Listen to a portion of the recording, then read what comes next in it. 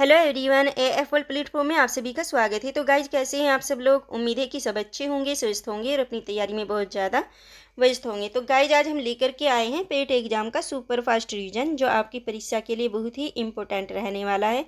तो गाइज, लगातार बने रहिएगा और क्लास को लास्ट तक के देखिएगा। सो गाइज, बिना टाइम वेस्ट किए हम अपनी क्लास को स्टार्ट कर रहे हैं। हमारा फर्स्ट क्वेश्चन है, बुद्ध कौशाम्बी किसके राज्यकाल में आए थे? आपको किसके बारे में बताना है? आपको गौतम बुद्ध के बारे में बताना है। किसके बारे में? गौतम बुद्ध के बारे में बताना है कि वे कौशाम्बी राज्य में किसके राज्यकाल में आए थे, किस टाइम, उस टाइम पर किसका राज चल रहा था कौशाम्बी में, ये बताना है आपको। ऑप्शन दिया गया है शतानिका, उदयनका, बोधिका या निकषुका। तो ये बताइएगा इनमें से कौन से राजा थे जिनका राज्यकाल था कौशाम्बी में जब गौतम बुद्ध प्रथम बार में कौशाम्बी में आए थे। तो ये बताइएगा इनमें से कौन सा ऑप्शन राइट है। तो इनमें से हमारा ऑप्शन बी राइट हो जाएगा, उदयन थे। कौन से राजा थे? उदयन थे। नेक्स्ट क्वेश्चन की ओर चलते हैं। हमारा नेक्स्ट क्वेश्चन है, भारत में हड़प्पा का बृहद स्थल है। आपको बताना है भारत में हड़प्पा का बृहद स्थल, बताइएगा कौन सा है। ऑप्शन दिया गया है राखीगढ़ी है, धोलावीरा है, कालीबंगा है या लोथल। तो इनमें से बताओ कौन सा ऑप्शन राइट हो जाएगा जो भारत में हड़प्पा का बृहद स्थल है। तो बताइएगा इनमें से कौन सा ऑप्शन राइट है। तो इनमें से हमारा ऑप्शन ए राइट हो जाएगा, राखीगढ़ी है। क्या है? राखीगढ़ी है भारत में हड़प्पा का बृहद स्थल।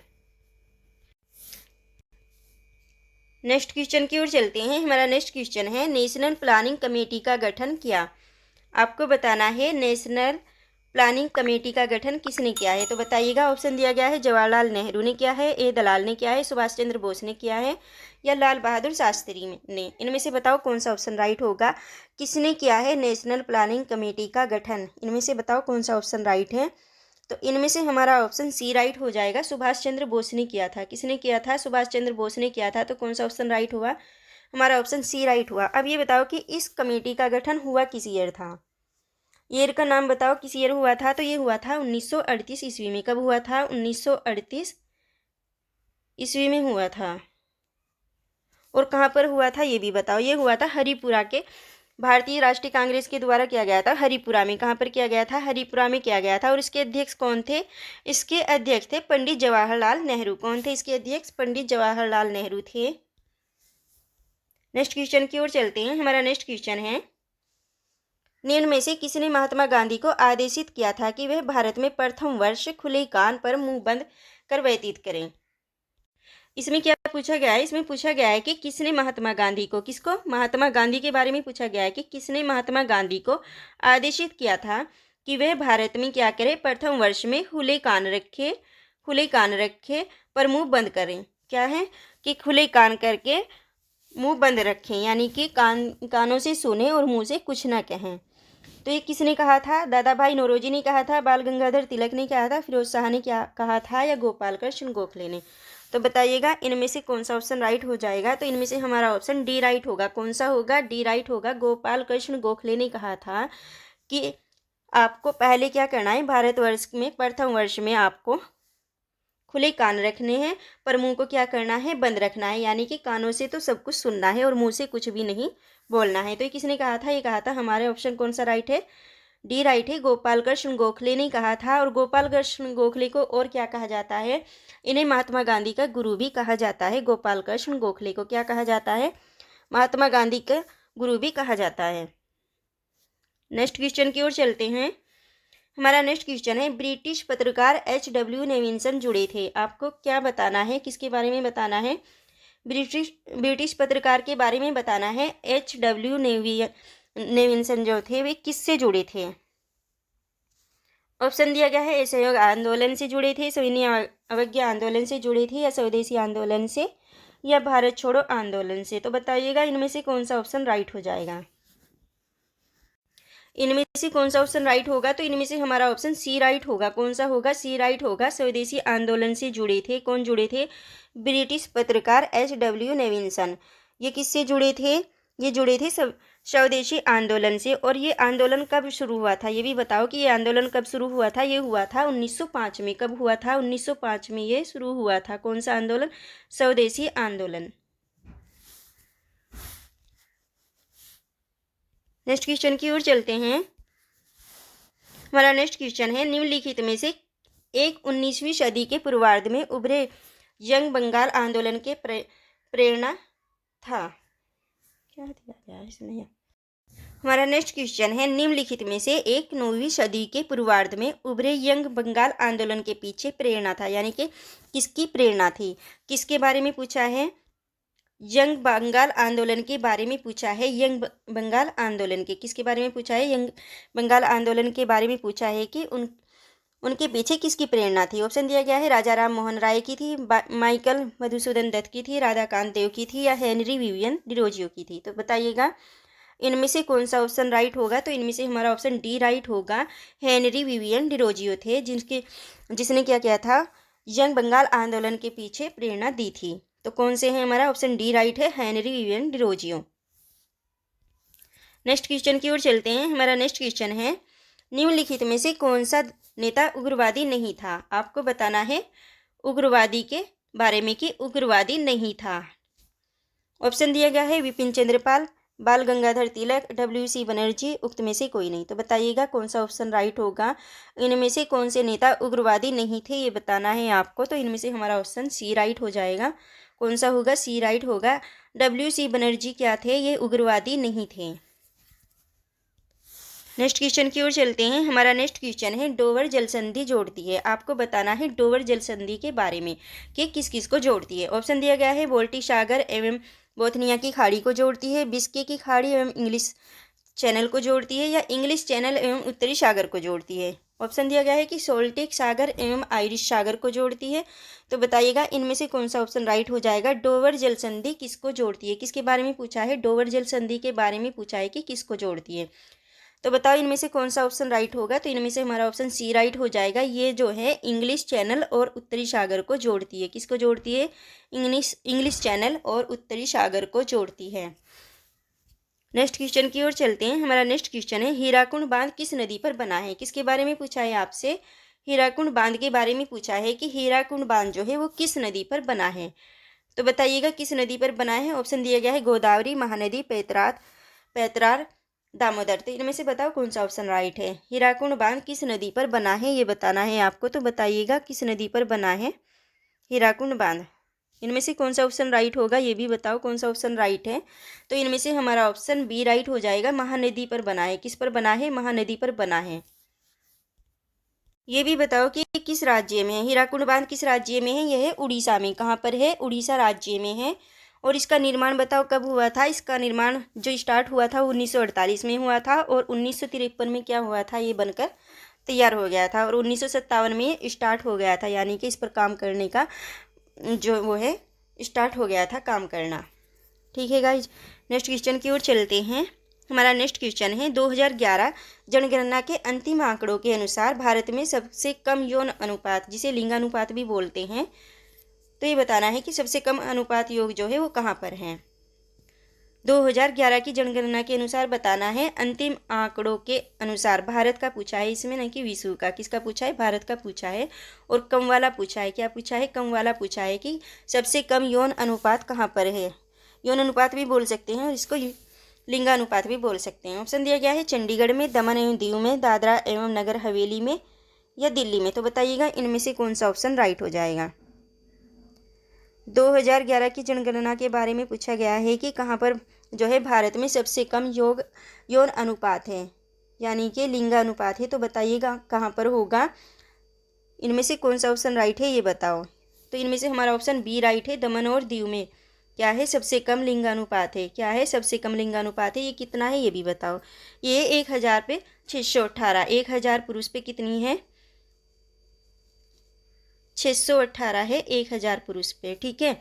और अब सबसे ज़्यादा भी बताओ कि सबसे ज़्यादा कहाँ पर है। तो सबसे ज़्यादा है केरल में। कहाँ पर है, केरल में है। और केरल में बताओ कि 1000 पुरुष पर कितनी है। केरल में 1000 पुरुष पर कितनी है, ये भी बताओ महिलाएं। तो ये है 1084। कितनी है, 1084 है 1000 पुरुष पर।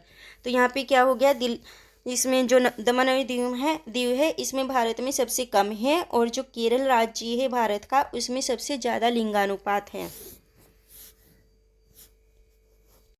नेक्स्ट क्वेश्चन की ओर चलते हैं। हमारा नेक्स्ट क्वेश्चन है, भारत में बहुराष्ट्रीय कंपनियों को प्रोत्साहन देना, बढ़ावा देना है। क्या है कि भारत में बहुराष्ट्रीय कंपनियों को प्रोत्साहन देना, किसको बढ़ावा देना है, ये बताओ। ऑप्शन दिया गया है वैश्वीकरण की नीति को, उदारीकरण की नीति को, या निजीकरण की नीति को, या उपरोक्त सभी। तो इनमें से बताओ कौन सा ऑप्शन राइट होगा। भारत में बहुराष्ट्रीय कंपनियों को प्रोत्साहन देना किस चीज़ को बढ़ावा देना है, किस नीति को बढ़ावा देना है, वैश्वीकरण की नीति को, उदारीकरण की, निजीकरण की, या उपरोक्त में से सभी। तो इनमें से कौन सा ऑप्शन राइट होगा। इनमें से हमारा ऑप्शन डी राइट होगा। उपरोक्त सभी को बढ़ावा देना है, सभी नीतियों को। कौन सी को, वैश्वीकरण को भी, उदारीकरण को भी और निजीकरण को भी क्या करना है, बढ़ावा देना है बहुराष्ट्रीय कंपनी को प्रोत्साहन करके। नेक्स्ट क्वेश्चन की ओर चलते हैं। हमारा नेक्स्ट क्वेश्चन है निम्नलिखित में कौन मुद्रास्फीति से सर्वाधिक लाभ पाता है। आपको बताना है कि जो हमें ऑप्शन दिए गए हैं उनमें से कौन मुद्रास्फीति, किसके बारे में पूछा है, मुद्रास्फीति के बारे में पूछा है कि उससे कौन सर्वाधिक लाभ पाता है, किससे, मुद्रास्फीति से। ऑप्शन दिया गया है साहूकार, ऋणी, बचत खाता अकाउंट रखने वाला, या राज्य के पेंशनर। तो बताइएगा इनमें से कौन सा ऑप्शन राइट होगा। तो इनमें से हमारा ऑप्शन बी राइट हो जाएगा। कौन सा होगा, बी राइट हो जाएगा। ऋणी जो होता है वो क्या करता है, मुद्रास्फीति से सर्वाधिक लाभ पाता है। अब ये बताइएगा कि मुद्रास्फीति होती क्या है। बताइएगा क्या होती है। ये होती है कि जिसमें मुद्रा का मूल्य क्या होता है, गिर जाता है और कीमतें क्या हो जाती हैं, बढ़ जाती है। इसे क्या कहते हैं, मुद्रास्फीति कहते हैं। नेक्स्ट क्वेश्चन की ओर चलते हैं। हमारा नेक्स्ट क्वेश्चन है भारत में कर सुधारों का उद्देश्य निम्नलिखित में से कौन सा नहीं है। क्या पूछा है इसमें, नहीं है क्या पूछा है। तो नहीं पे क्या कर लेंगे, हम टिक मार्क कर लेंगे कि नहीं है। भारत में कर सुधारों का उद्देश्य निम्नलिखित में से कौन सा नहीं है। कर अनुपालन के में सुधार करना है, कर आधार को विस्तृत करना है, सीमा शुल्क की दरों की बहुलता में कमी करना है, कुल कर राजस्व के में प्रत्यक्ष करों के हिस्से में वृद्धि करने के उपायों को सुझाना है। तो बताइएगा इनमें से कौन सा ऑप्शन राइट होगा। क्या पूछा गया है, भारत में कर सुधारों का उद्देश्य पूछा है कि कौन सा नहीं है, उद्देश्य नहीं है पूछा है। तो बताइएगा कौन सा नहीं होगा। तो इनमें से हमारा ऑप्शन डी राइट हो जाएगा। कौन सा होगा, डी राइट होगा, ये नहीं है। जबकि क्या है, कर अनुपालन में सुधार करना भी है, कर आधार को विस्तृत करना भी है, सीमा शुल्क की दरों को क्या करना है, बहुलता में कमी करना भी है। तो कौन सा हमारा ऑप्शन राइट है जो इसमें नहीं है, तो वो है कुल कर राजस्व के प्रत्यक्ष करों के हिस्से में वृद्धि करने के उपायों को सुझाना। क्या है, ये भारत में कर सुधारों का उद्देश्य नहीं है। नेक्स्ट क्वेश्चन की ओर चलते हैं। हमारा नेक्स्ट क्वेश्चन है भारत में स्थानीय शासन के विषय में निम्न में से कौन सा सही नहीं है। इसमें भी नहीं पूछा गया है। क्या पूछा है, इसमें नहीं पूछा गया है, तो इसलिए हम पहले नहीं को ही टिक मार्क कर लेते हैं। भारत में स्थानीय शासन के विषय में निम्न में से कौन सा सही नहीं है, ये पूछा गया है। तो बताइएगा इनमें से कौन सा सही नहीं होगा। भारतीय संविधान के अनुसार परिसंघीय प्रणाली में स्थानीय शासन जैसी कोई स्वतंत्रता कोटि नहीं है। स्थानीय निकायों में 30% स्थान स्त्रियों के लिए आरक्षित है। स्थानीय शासन के लिए वित्त का उपबंध एक आयोग करता है, या स्थानीय निकायों के लिए निर्वाचन का निर्धारण एक आयोग करता है। तो बताइएगा इनमें से कौन सा ऑप्शन राइट हो जाएगा। बताइएगा कौन सा ऑप्शन राइट होगा इनमें से। इनमें से हमारा ऑप्शन ए राइट हो जाएगा। कौन सा होगा, ए राइट होगा। भारतीय संविधान के क्या है अनुसार परिसंघीय प्रणाली में स्थानीय शासन जैसी कोई स्वतंत्र कोटि नहीं है। तो ये क्या है, ये हमारे भारत में स्थानीय शासन की विशेषता नहीं है, इसको शामिल नहीं किया गया है हमारे भारत में स्थानीय शासन में। तो यही क्या हो जाएगा हमारा, यही हमारा जो क्वेश्चन है राइट हो जाएगा। नेक्स्ट क्वेश्चन की ओर चलते हैं। हमारा नेक्स्ट क्वेश्चन है भारत में लोकसभा का स्पीकर अध्यक्ष क्या किया जाता है। आपको बताना है लोकसभा अध्यक्ष के बारे में। किसके बारे में, भारत के लोकसभा अध्यक्ष के बारे में पूछा गया है। स्पीकर भी बोलते हैं इसे। तो बताइएगा कौन सा ऑप्शन राइट होगा कि भारत में लोकसभा का स्पीकर अध्यक्ष जो है वो किस प्रकार से मनोनीत करते हैं या चयनित करते हैं, निर्वाचित करते हैं या नियुक्त किया जाता है। तो बताइएगा किस प्रकार से उसकी जो है नियुक्ति की जाती है। तो इनमें से कौन सा ऑप्शन राइट होगा। तो इनमें से हमारा ऑप्शन बी राइट हो जाएगा। कौन सा होगा, बी राइट होगा। चयनित किया जाता है। क्या किया जाता है, चयनित किया जाता है भारत में लोकसभा का स्पीकर या अध्यक्ष को। नेक्स्ट क्वेश्चन की ओर चलते हैं। हमारा नेक्स्ट क्वेश्चन है संघात्मक शासन व्यवस्था का विशेषज्ञ किसे माना जाता है। आपको किसके बारे में बताना है, आपको बताना है संघात्मक शासन व्यवस्था का विशेषज्ञ किसे माना जाता है। क्या पूछा है इसमें, विशेषज्ञ के बारे में पूछा है कि किसे माना जाता है। ऑप्शन दिया गया है C.F. स्ट्रोंग को, H. फाइनर को, K.C. बियर को, या A.H. ब्रिश को। तो बताइएगा इनमें से कौन सा ऑप्शन राइट बताइएगा इनमें से कौन सा ऑप्शन राइट होगा। तो इनमें से हमारा ऑप्शन सी राइट हो जाएगा। कौन सा होगा? सी राइट होगा। कैसी हियर जो है वो क्या है? उनको जो है संघात्मक शासन व्यवस्था का विशेषज्ञ माना जाता है। क्या माना जाता है? संघात्मक शासन व्यवस्था का विशेषज्ञ माना जाता है। किसे माना जाता है? केसी हियर को। तो हमारा ऑप्शन सी राइट हो गया। कौन सा हो गया? सी राइट हो गया। हमारा नेक्स्ट क्वेश्चन है, भारतीय संविधान मान्यता देता है। आपको बताना है कि भारतीय संविधान किसको मान्यता देता है।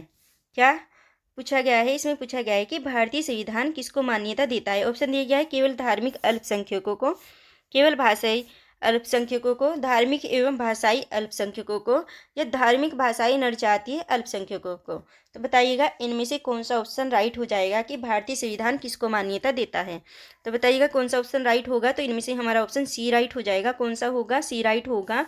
धार्मिक और भाषाई अल्पसंख्यकों को क्या करता है? हमारा संविधान जो है मान्यता देता है। नेक्स्ट क्वेश्चन की ओर चलते हैं। हमारा नेक्स्ट क्वेश्चन है, भारत के संदर्भ में किसके बारे में पूछा गया है? भारत के संदर्भ में पूछा गया है। भारत के बारे में पूछा गया है कि निम्न में से कौन धर्मनिरपेक्ष, क्या है? धर्मनिरपेक्ष शब्द का सही भाव व्यक्त करता है।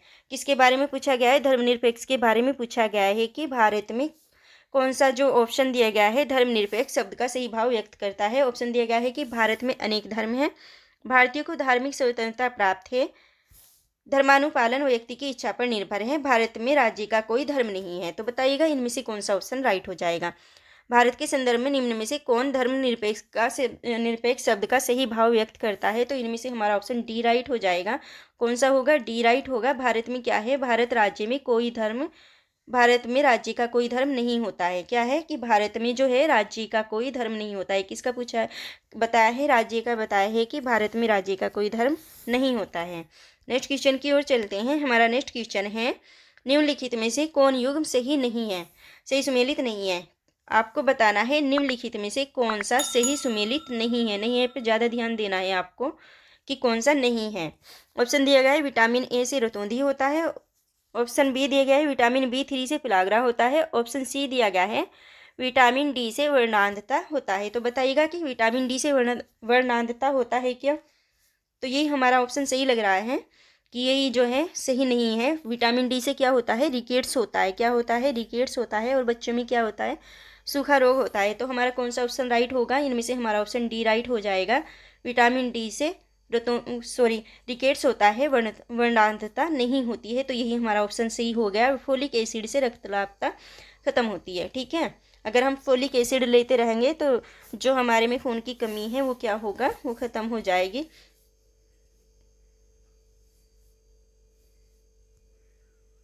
नेक्स्ट क्वेश्चन की ओर चलते हैं। हमारा नेक्स्ट क्वेश्चन है, एनोसिमिया कहते हैं। आपको बताना है एनोसिमिया के बारे में। बताइएगा एनोसिमिया किसे कहेंगे। क्या पूछा गया है इसमें? एनोसिमिया पूछा गया है कि एनोसिमिया कहते हैं किसको। तो बताइएगा कौन सा ऑप्शन राइट होगा इनमें से। संवाद संवेदना की कमी को कहेंगे, घ्राण संवेदना की कमी को कहेंगे, स्पर्श संवेदना की कमी को कहेंगे, या ऊष्मा संवेदना की कमी को कहेंगे। तो इनमें से बताओ कौन सा ऑप्शन राइट है। बताइएगा कौन सा ऑप्शन राइट होगा। अब ये एनोसिमिया होता क्या है? एनोसिमिया एक बीमारी है। क्या है? एनोसिमिया एक बीमारी है। अंग्रेजी में इसे एनोसिमिया बोलते हैं और हिंदी में इसे क्या बोलेंगे? हिंदी में बोलेंगे इसे एघ्राणता। क्या बोलेंगे? एघ्राणता या गंध एग्राह्यता बोलेंगे। इसमें क्या होता है? इसमें सूंघने की शक्ति धीरे धीरे समाप्त हो जाती है अगर इसका इलाज ना कराया जाए। इसमें सूंघने में ना मनुष्य को बहुत परेशानी होती है। तो इसे क्या बोलते हैं? इसे बोलेंगे घ्राण संवेदना की कमी। क्या बोलेंगे? हमारा ऑप्शन बी राइट हो जाएगा। घ्राण संवेदना की कमी बोलेंगे कि सूंघने की जो शक्ति है वो कम हो गई है। तो गाइज आज की क्लास हमारी आपको कैसी लगी कमेंट्स के माध्यम से बताइएगा, और अगर आपको पसंद आती है तो लाइक और सब्सक्राइब भी कर दीजिएगा, और ये भी बताइएगा कि आपके कितने क्वेश्चन राइट जा रहे हैं। Thank you. जय हिंद।